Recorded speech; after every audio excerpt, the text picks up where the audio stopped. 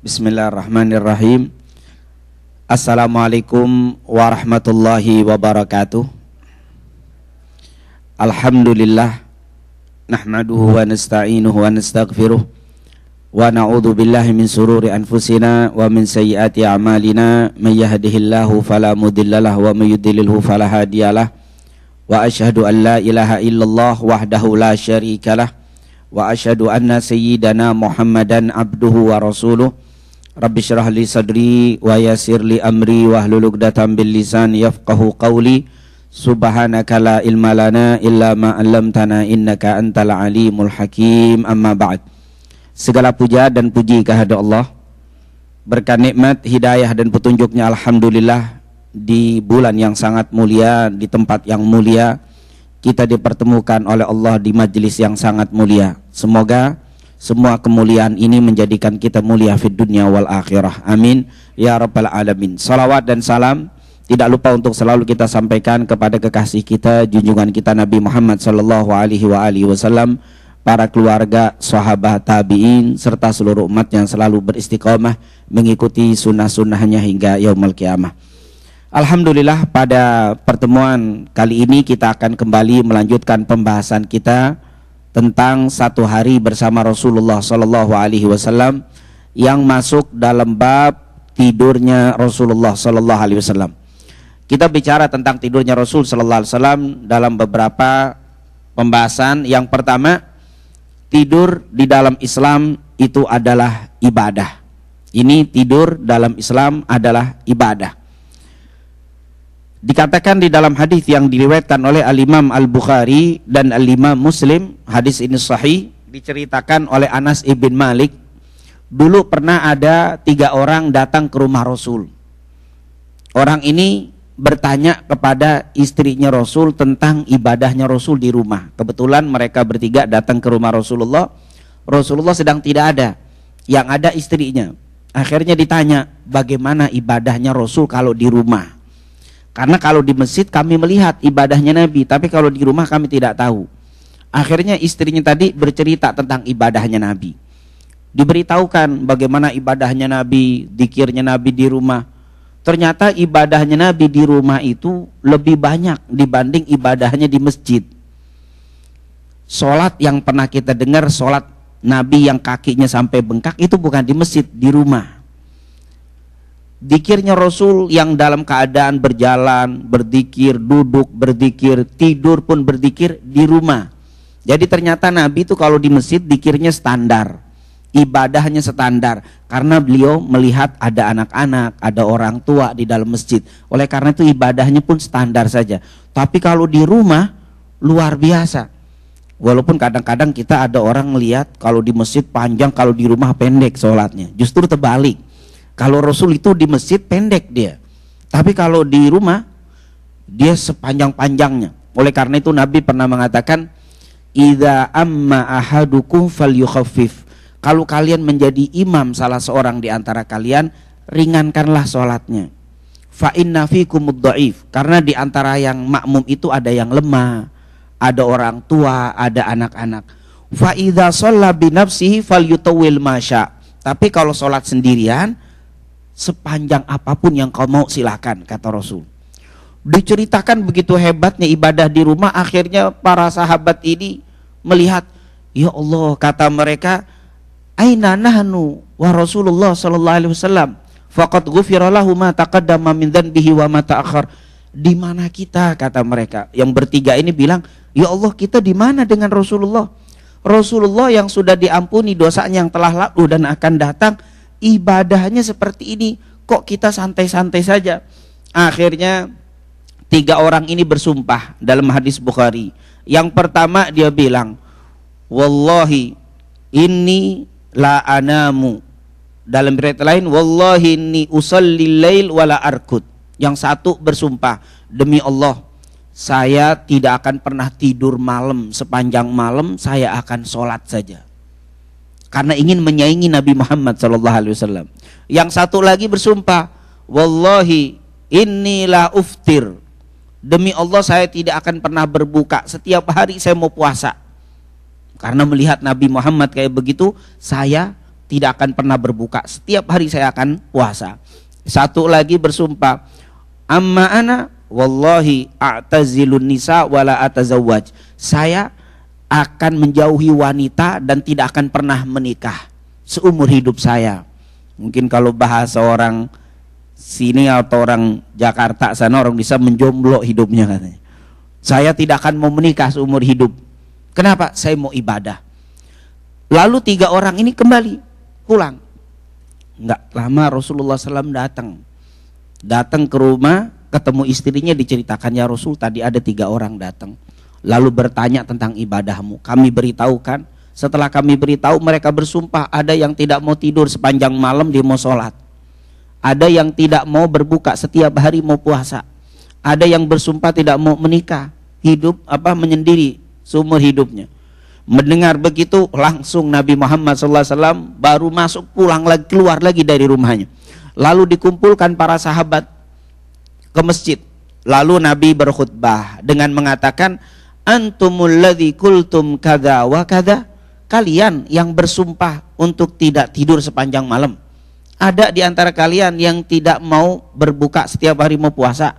Ada di antara kalian yang mau hidup menyendiri, tidak mau menikah.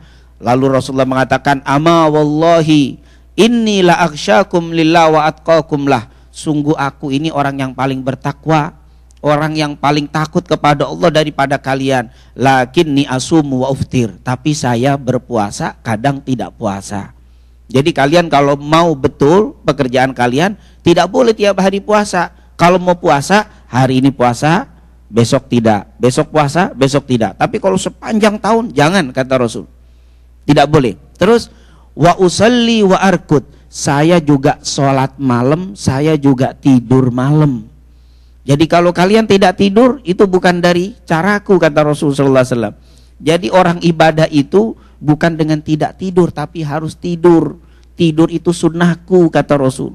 Jadi malam hari kalau kita tidur dalam rangka mengikuti Rasul, berarti kita sudah ibadah mengikuti Nabi Muhammad SAW. Oleh karena itu tidur malam itu ibadah. Jadi waktu bapak ibu tidur nanti malam, niat ngikut Rasul. Tidurnya bapak, tidurnya ibu dihitung ibadah mengikuti Nabi Muhammad SAW. Walaupun susah tidur, tidurkan walaupun sesaat tidur. Karena itu sunnah Rasul SAW. Nabi marah, Nabi menegur orang yang tidak tidur sholat. Dia mau sholat, habis sholat isya sholat sampai subuh, nggak mau tidur. Ditegur sama Nabi, jangan, tidur dulu. Aku tidur, kata Rasul. Nanti malam bangun, tapi tetap tidur. Nah, ini menunjukkan sekali lagi berarti tidur di malam hari adalah ibadah. Jadi bukan sesuatu yang boleh tidur, boleh tidak, jangan. Kemarin kita tidur, tidur saja, nggak ada niat mengikuti Nabi. Tapi besok atau ntar malam, nanti malam kita tidur, niatkan dalam hati ikuti Nabi Muhammad. Berarti tidur kita sudah dihitung ibadah. Wa atazawwajun nisa, dan saya juga nikah, kata Rasulullah SAW. Saya nikah. Jadi kalau mau ikut aku jangan tidak nikah, nikah. Jangan dianggap nikah bukan ibadah. Nikah itu ibadah, sama seperti tidur itu ibadah.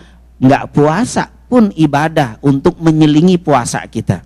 Subhanallah, inilah yang dikatakan Nabi. Lalu Nabi bilang, faman raghiba an sunnati falaysa minni. Siapa yang benci terhadap sunnahku, dia bukan dari golonganku.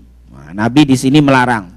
Saya tidak membahas atau kita tidak membahas tentang nikah dan puasa, tapi yang kita bahas tidur. Ternyata di hadis ini dijelaskan dalam hadis Bukhari, tidur malam itu adalah ibadah. Nah, inilah, jadi mari kita jadikan tidur ini sebagai ibadah. Jadi jangan kita mencari pahala hanya di sholat saja, di puasa saja, dibaca Quran saja. Tidur pun cari pahala dari Allah. Bagaimana tidur?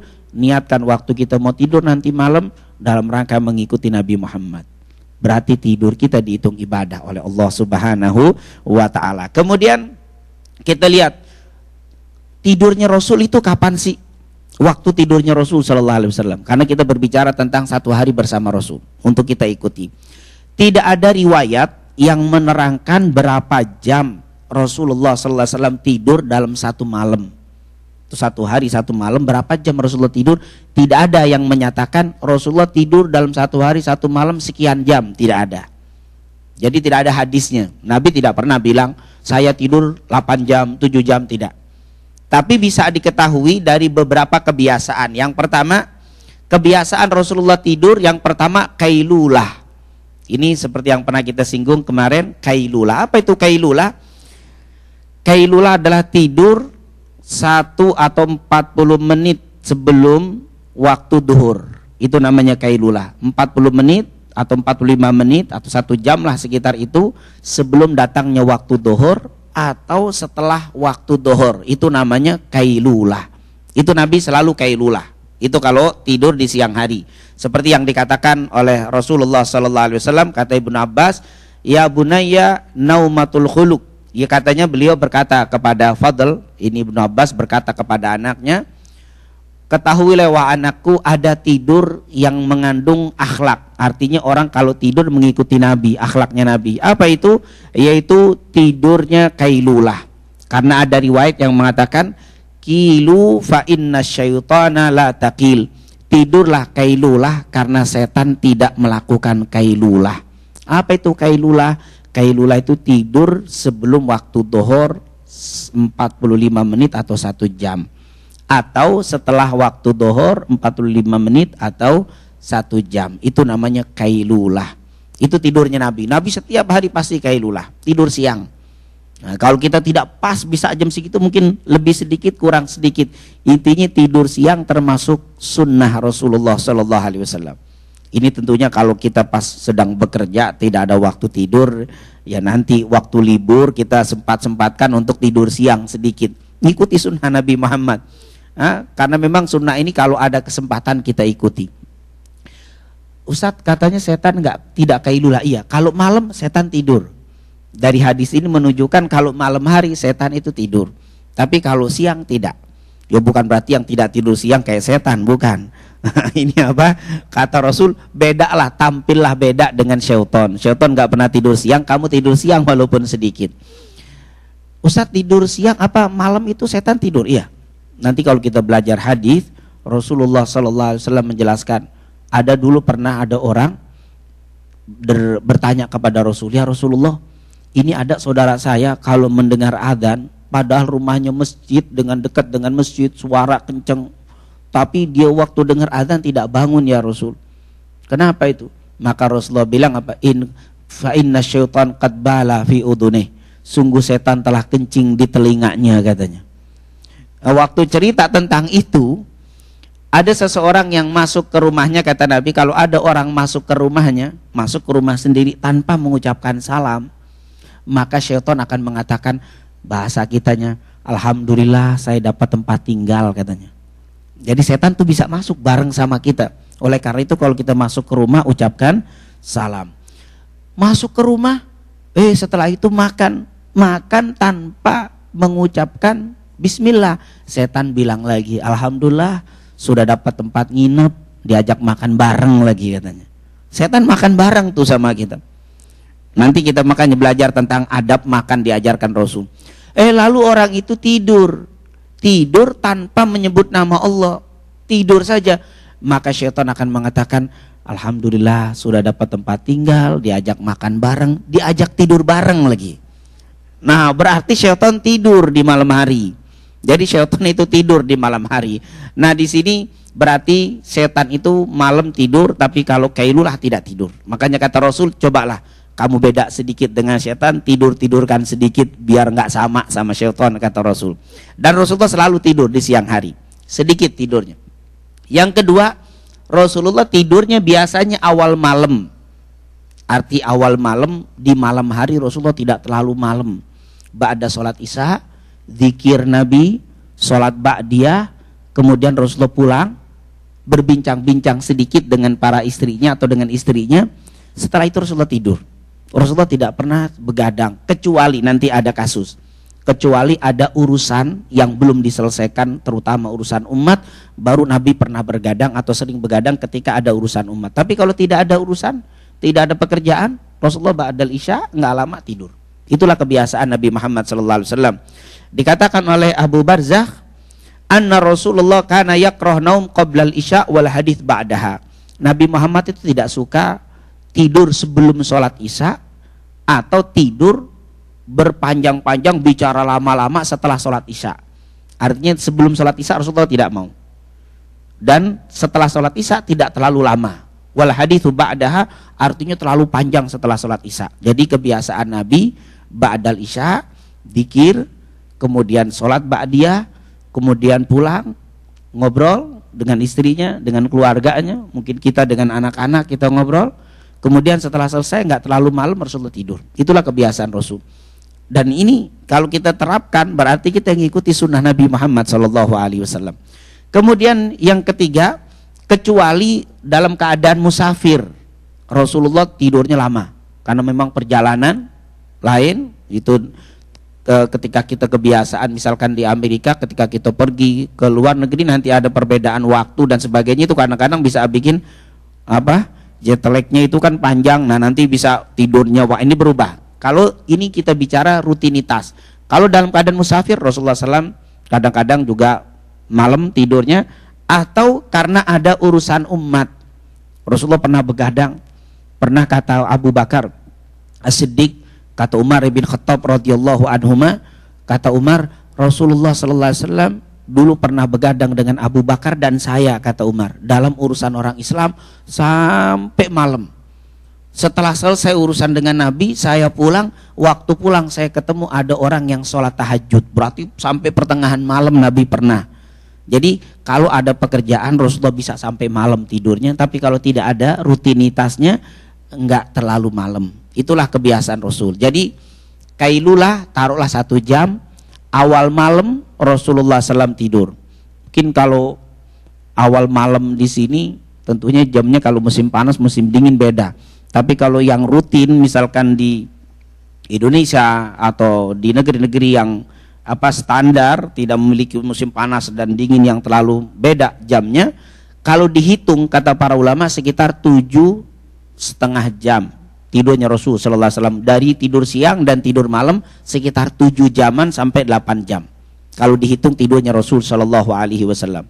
Tapi sekali lagi 7 sampai 8 jam itu tidurnya Nabi bukan dari perkataan Nabi, tapi dihitung dari kebiasaan Rasul. Rata-rata seperti itu. Itu tentunya seusia Nabi, nanti usia anak-anak beda lagi. Nah inilah waktu tidurnya Rasulullah sallallahu alaihi wasallam. Jadi waktu tidurnya Rasul awal malam, artinya tidak bergadang Rasulullah. Yang kedua, siang menggunakannya untuk tidur walaupun 45 menit, sebentar tidur di waktu siang. Kemudian waktu tidur yang tidak disukai Rasul. Yang pertama, ini ada beberapa waktu yang tidak tidur yang tidak disukai Rasul SAW. Yang pertama, dari waktu sholat asar sampai sebelum isya. Itu waktu yang tidak disukai Nabi Muhammad SAW untuk tidur. Aisyah pernah berkata, Rasulullah SAW pernah bersabda, "Mana ma ba'dal asri," siapa yang tidur setelah sholat asar, "fahtulisa aklu," kemudian akalnya hilang, "fala yalumanna illa nafsah," jangan menyalahkan kecuali dirinya sendiri. Artinya Rasulullah tidak suka tidur ba'dal asar. Dan kata Nabi, orang yang tidur ba'dal asar hilang akalnya. Dikhawatirkan lemah. Kalau kata para ulama, ini IQ-nya jadi lemah kalau habis asar. Dan kita bisa rasakan Bapak Ibu yang dimuliakan Allah, kalau tidur ba'dal asar itu bangun kayaknya pusing. Keliang-keliang itu, pusing itu. Kalau kata para ulama, kalau ada orang yang tidur ba'dal asar 40 hari istiqomah bisa gila. Jangan dicoba ini. Ini itu bisa gila otaknya. Karena memang otak ini, makanya dia bilang jangan salahkan kecuali diri sendiri kalau hilang akalnya. Dan orang yang stres, pengobatan kalau kita di Indonesia ya, ada beberapa pesantren atau tempat binaan untuk orang yang gila, itu pasti larangannya ba'dal asar tidur itu. Karena tidur ini yang bahaya. Orang yang setengah-setengah tidur terus ba'dal asar bisa sakit. Dan nanti kita akan, kalau kita belajar tentang sihir, salah satu bahaya sihir yang kena kalau orang kenanya ba'dal asar sebelum maghrib. Dia tidur, karena sihir itu akan terkena kepada orang kalau lagi tidur, Bapak. Makanya Rasulullah melarang tidur ba'dal asar sampai waktu maghrib. Karena orang yang kena sihir di waktu sebelum maghrib dalam keadaan sihir, kalau kita terjaga begini nggak kena sihir. Sihir itu kalau kita tertidur atau saat kita kosong otak. Nah, saat kita tidur kena sihir, kenanya sebelum maghrib berat, obatinya nggak gampang, susah. Itu apa? Bagi orang-orang pakar sihir nih. Nah, kita kenal beberapa orang yang ngerti tentang ini. Yang paling bahaya sihir itu kalau terkena sebelum datang waktu maghrib dalam keadaan tidur. Dan Islam sudah melarang, jangan tidur ba'dal asar. Ini Nabi paling tidak suka. Bahkan kata para ulama, sahabat Rasulullah SAW itu kalau ada anaknya tidur ba'dal asar dibangunkan. Bangun, jangan tidur ba'dal asar sampai maghrib. Itu bahaya, tidur kurang bagus. Bahkan mungkin ibu sudah ngerasakan anak-anak kecil kita saja kalau tidur ba'dal asar bangun menjelang maghrib sudah rewel deh. Memang tidak enak dan itu memang dilarang, makruh. Rasulullah SAW tidak pernah dan tidak suka tidur ba'dal asar. Kemudian setelah subuh sampai syuruk. Nah, ini tentunya kalau kita musimnya musim standar ya. Kalau musim panas mungkin malamnya sedikit, mau nggak mau kita kerja ngantuk. Tapi kalau bisa jangan ba'dal asar, tidur itu lebih bagus. Usahakan setelah subuh mungkin sedikit ada kegiatan, syuruk tidur masih ada waktu sebelum kerja kita bisa tidur. Setelah syuruk sudah kita jelaskan kemarin, yaitu ini saat matahari ini syuruk ini mulai masuk terbit. Nah, dari subuh sampai terbit matahari. Kalau sudah terbit matahari di waktu syuruk Rasulullah SAW tidak suka. Kenapa? Karena Nabi pernah berdoa, Allahumma barik li ummati fi bukuriha. Ya Allah, kata Nabi, berdoa dulu, berikanlah keberkahan kepada umatku di waktu paginya. Jadi kata ulama, kalau kita habis sholat subuh nggak tidur, tidak berzikir, tidak baca Quran, duduk saja, dapat berkah doa Nabi Muhammad. Tapi kalau kita tidur nggak dapat berkahnya. Jadi doa Nabi itu diperuntukkan bagi umatnya yang bangun di waktu pagi. Jadi sayang sekali kalau bangun setelah terbit matahari, lewat doanya Nabi Muhammad SAW. Jadi kalau kita habis sholat subuh, ibu alhamdulillah ada kegiatan masak atau apa persiapan, itu tidak berzikir, tidak baca Quran, hanya tidak tidur, dapat keberkahan doanya Rasul sallallahu alaihi wasallam. Hadis ini hadis Bukhari. Allahumma barik li ummati fi bukuriha. Ya Allah, berikanlah keberkahan untuk umatku di waktu pagi. Waktu pagi tadi sebelum syuruk, itu waktu berkah. Waktu yang mendapatkan keberkahan. Kata para ulama, berkah apa? Berkah sehat, berkah rizki. Kata para ulama, siapa yang mau dilapangkan rizkinya, jangan tidur ba'da subuh sampai syuruk. Itu pembuka pintu rizki ternyata. Dan itu juga pintu kesehatan. Semuanya ada keberkahan. Kata-kata berkah ini berkah dunia dan akhirat. Itu Rasul Shallallahu Alaihi Wasallam. Orang-orang dulu, para ulama dulu, mereka kalau habis sholat subuh ngantuk, kalau lagi di masjid, duduk di sana dia pindah, lagi ngantuk dia pindah ke sebelah sini. Ngantuk lagi dia pindah lagi. Kalau masih ngantuk, ya tuh full masjid, dia keluar dari masjid kelilingin masjid supaya nggak tidur. Apapun kegiatannya supaya nggak tidur sampai terbit matahari. Itulah kebiasaan Nabi Muhammad SAW di waktu hariannya. Jadi sekali lagi ada waktu yang tidak disukai tidurnya Nabi, ba'dal asar sampai sebelum Isya, kemudian subuh sampai terbit matahari. Itu yang tidak disukai sama Nabi tidurnya. Dan yang ketiga, sebelum Isya, habis sholat maghrib, sebelum sholat Isya tidur. Itu Rasulullah nggak suka. Lebih baik Isya dulu baru apa? Tidur. Atau terlalu malam, tadi terlalu begadang, terlalu malam. Dikatakan di dalam hadis, ini hadis Bukhari, Rasulullah SAW tidak suka. Dan di dalam riwayat yang lain, man nama qoblal isya, siapa yang tidur sebelum sholat isya, nuzi'a barakatu, katanya diangkat keberkahan tidurnya. Di dalam riwayat yang lain, nuzi'atir rahah fi naumihi, siapa yang tidur sebelum sholat isya, dicabut kenikmatan tidurnya. Jadi ibu kan bisa ngerasain bapak kalau tidur sebelum sholat isya, tidur. Tiba-tiba kadang-kadang kita terbangun, astagfirullah, jam berapa nih? Baru jam 10, padahal belum sholat isya, tidur lagi, bangun lagi. Ada mimpi, ada ketidaktenangan di dalam hati. Karena memang kata Rasul, kata ulama, orang itu masih ada iman. Kalau ada iman, orang tidur sebelum sholat isya dikasih tidak tenang. Tapi kalau kita nggak ada imannya, tidur bablas. Jangan dibilang, Ustaz alhamdulillah saya tidur tenang walaupun belum sholat isya. Waduh, jangan alhamdulillah, itu namanya musibah. Berarti imannya udah mulai apa? Udah mulai luntur. Kalau imannya kuat tidak bisa. Semakin iman kuat semakin gelisah tidurnya. Dikit-dikit bangun, mimpinya juga nggak enak. Berarti imannya masih ada. Makanya kalau kita lihat ada orang yang tidak sholat tidur biasa saja, pasti imannya kurang. Karena memang nggak biasa sholat, ya sebelum sholat isya tidur saja biasa. Makanya kalau kita masih was-was tidur sebelum sholat isya, berarti alhamdulillah.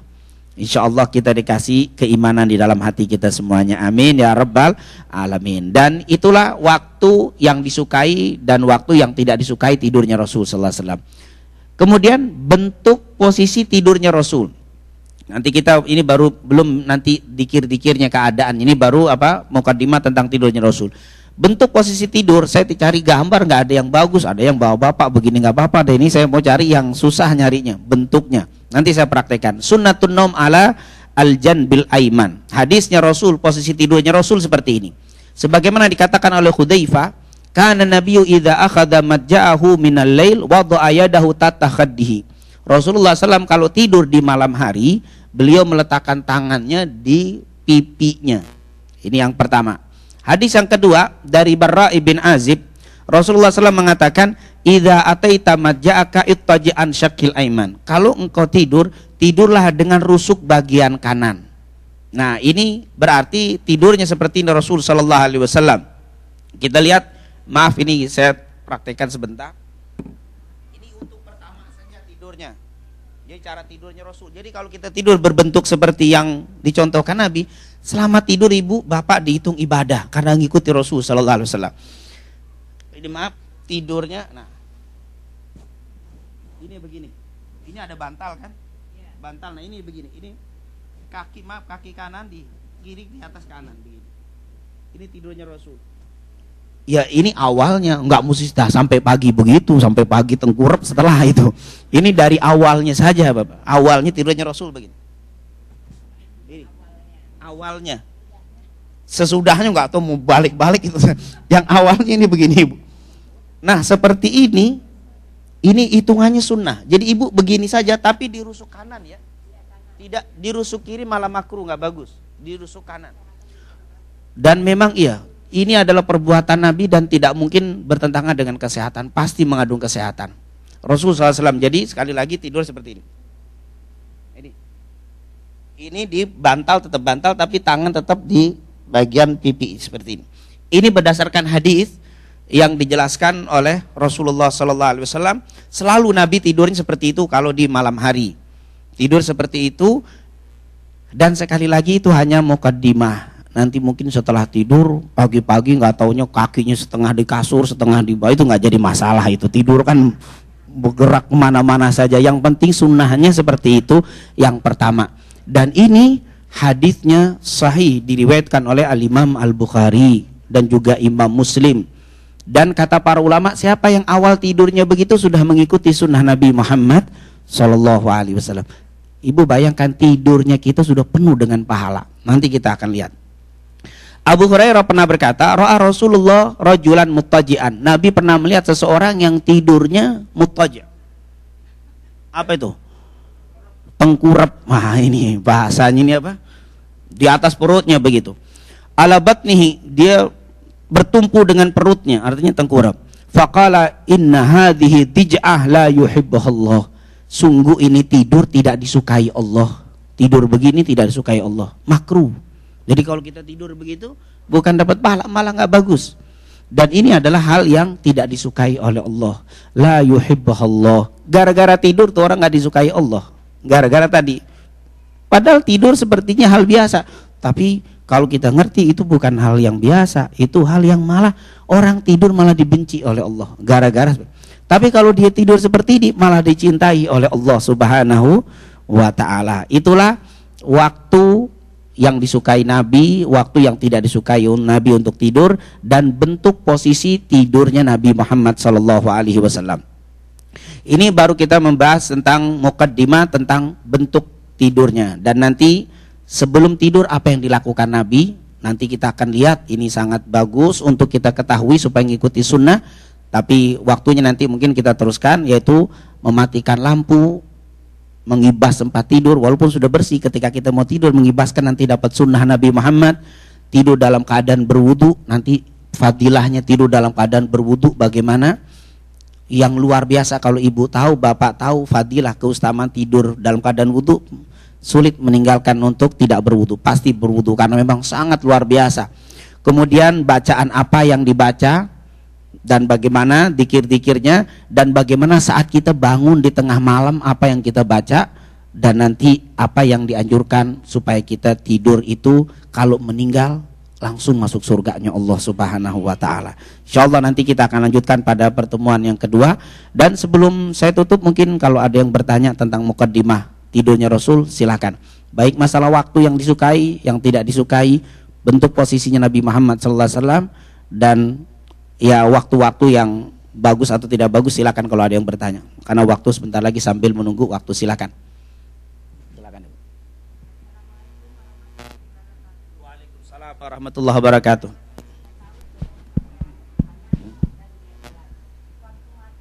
Itu zaman summer ini kan beda, itu banyak sekali jam 9:30. Nah, saya sendiri, pribadi saya sendiri suka tidur sebelum Isya karena mungkin ngantuk gitu. Jadi itu kesalahan saya ya Pak ya. Seharusnya nggak usah tidur, tunggu setelah sholat Isya. Nah, ada yang bilang katanya kan sholat Isya itu kan sampai sebelum tahajud boleh sholat Isya. Nah, itu saya tuh walaupun saya udah tua tuh saya masih meraba-raba ya, Pak. Jadi saya ingin bertanya pada Bapak. Assalamualaikum warahmatullahi wabarakatuh. Waalaikumsalam warahmatullahi wabarakatuh. Memang kebiasaan Rasul, dia tidak mau tidur sebelum sholat Isya.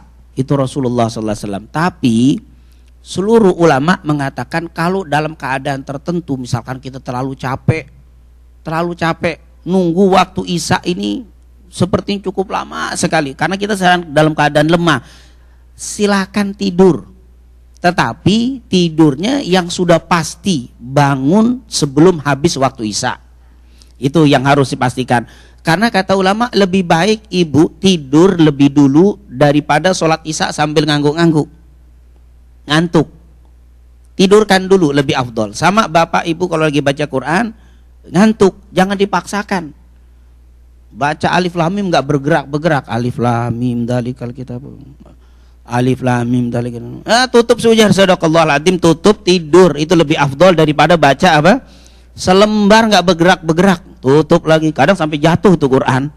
Saking ngantuknya, lebih baik ditutup Qurannya, tidur. Sama kita sholat ngantuk, lebih baik tidur dulu sebentar. Kemudian bangun seger dia sholat. Nah itu yang dimaksud. Tapi kalau rutinitas jangan. Ini sekali-sekali. Seperti musim panas ya sekarang, misalkan panjang, kelamaan ini ngantuk, tidur sebentar. Yang penting sudah dipastikan ada yang membangunkan, atau sudah pasti tidak sampai kelewatan waktu sholat Isya. Alhamdulillah nggak jadi masalah. Yang jadi masalah kalau rutinitas, apalagi nantilah sekalian witir 3:30. Nah ini sekalian, ini rutin setiap itu jangan. Karena kenyamanannya pun tidak nikmat tidur sebelum sholat Isya. Tapi kalau sekali-sekali ibu tidak apa-apa. Dan masalah waktu sholat Isya kapan berakhirnya, ada yang mengatakan sebagian ulama pertengahan malam 12. Tapi kebanyakan ulama sebelum datang waktu subuh. Itu sebelum waktu subuh. Bangun jam 3:30 belum sholat Isya 3:30. Yang penting sebelum datang waktu subuh. Karena seperti waktu sholat subuh, terakhir waktu terbit matahari. Sholat duhur, terakhir waktu adalah sampai asar. Waktu asar sampai maghrib, maghrib sampai isya, isya sampai subuh. Ini yang sebagian ulama. Jadi alhamdulillah, sekali lagi yang tidak diperbolehkan yang rutinitas ibu. Tapi kalau dalam keadaan-keadaan tertentu, seperti di Amerika atau beberapa negara yang lain, ada yang summernya sangat panjang, antara subuh dan syuruk itu kadang-kadang ada juga yang sangat panjang. Ini tentunya berbeda. Ini kita bicara dalam keadaan kondisi normal. Wallahu a'lam bishawab. Sama-sama. Silakan pertanyaan. Ini kita belum masuk bab apa yang dilakukan sebelum tidur. Kita baru mukadimah tentang tidurnya Rasul. Sholat Isya sebenarnya bukan dicepatkan. Ada hadis Rasul Sallallahu Alaihi Wasallam. Mungkin pertanyaan seperti ini hadis. Laula an asyqa ala ummati la amartuhum bisiwak inda kulli salatin. Kata Rasulullah SAW, kalaulah, ini hadis Bukhari, kalaulah tidak menyulitkan, kalaulah tidak takut menyulitkan umatku, aku akan perintahkan untuk bersiwak setiap hendak wudhu atau hendak sholat dan mengakhirkan Isya. Itu hadis justru bukan mempercepat tapi mengakhirkan Isya. Memang Isya sebenarnya yang paling afdol itu ditakhir. Misalkan waktu Isya kita jam 9, terus kita ada majelis, nggak apa-apa diundur setengah 10 Isyanya.